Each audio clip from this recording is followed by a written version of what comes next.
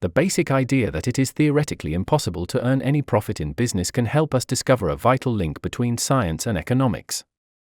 When contemplating the reasons behind the French defeat to Britain during the Napoleonic Wars, Sadi Carnot, a young French military engineer, hit upon a great idea that introduced the world to the study of thermodynamics.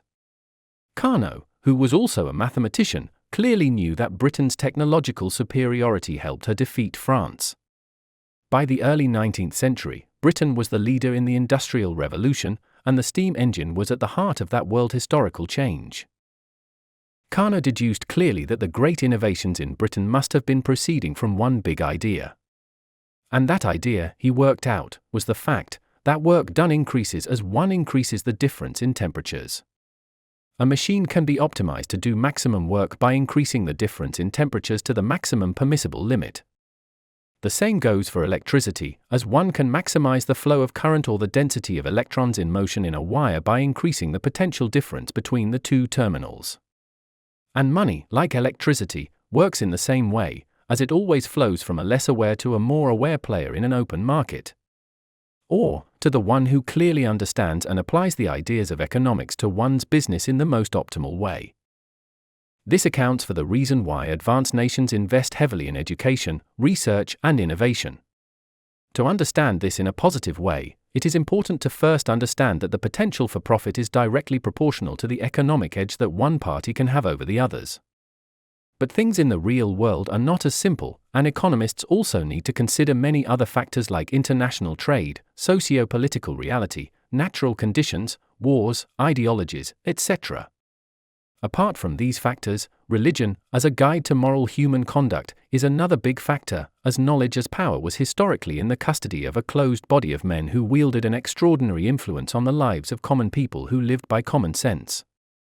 More importantly, the difference in the possession of knowledge in the world is not only necessary within a closed system, but also between nations. This is the reason why many advanced nations across the globe focus on taking a formidable lead in terms of technological advancement. This factor is best utilized by big investment companies and globe-spanning corporations that are able to manufacture and export world-class products. The competitive edge of companies in advanced countries, however, also needs to offset trade barriers and transportation costs associated with selling products in a distant market.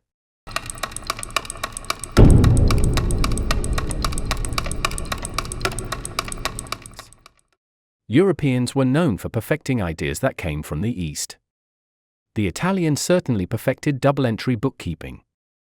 European innovation was not limited to finance and accounting.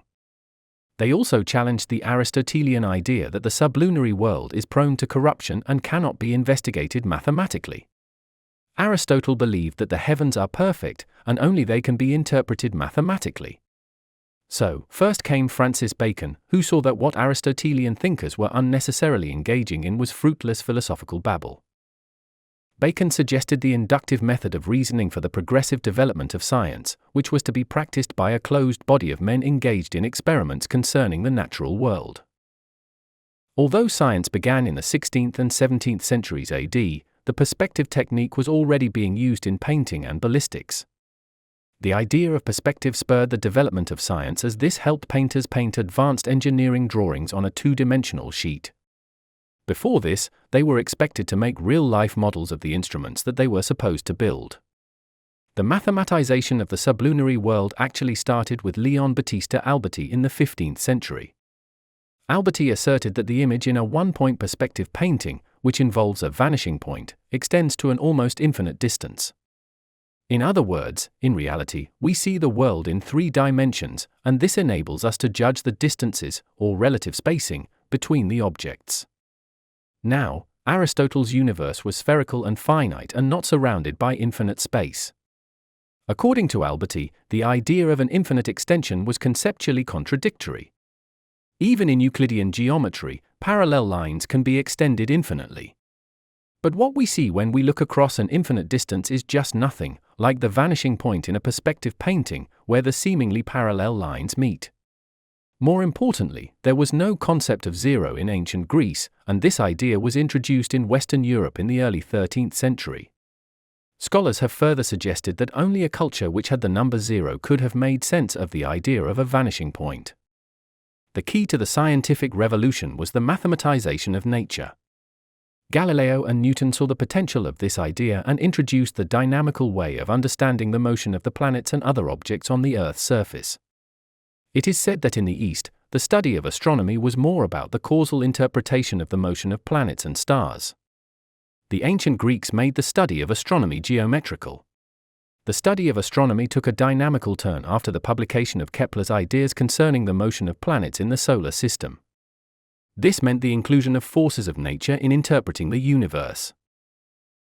Meanwhile, around this time, first the Portuguese and the Spanish, and then the Dutch and the British traders, introduced many new ideas in shipbuilding, naval warfare, trade, navigation, and commerce. The discovery of America, new shipping routes to India and the Far East, the decline of local fairs, new trading companies, and many other scientific discoveries and inventions revolutionized trade. The monopoly of Spain on the coveted shipping routes and the high seas was broken by the defeat of the Spanish Armada in 1588. For a time, the Portuguese dominated trade in the East. But despite some splendid victories, they were content with being toll collectors, rather than making the most of great ideas in trade, business, and finance. The Dutch were great traders, and Holland at that time was known for its finishing industry. Then came the British, who gained an upper hand in trade and commerce through great leaps in the hitherto uncharted territories of business and commerce. Human psychology. They knew a few things clearly. That the essence of a human being is to copy. That masses in general copy the upper class. That they need to introduce new goods in the market to earn more and more profits. That only mass-produced goods rather than expensive jewels, silk products, or crockery can make them rich.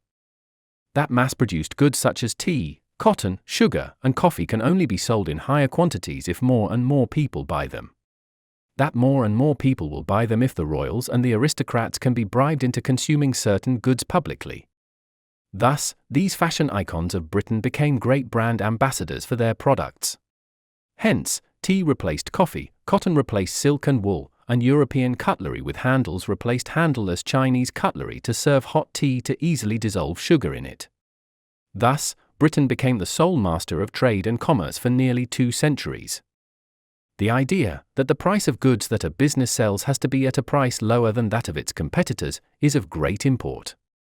This is the reason behind mergers and acquisitions, and the establishment of corporate behemoths. Bringing down the prices of goods this way enables big corporations to undersell competitors in the international market.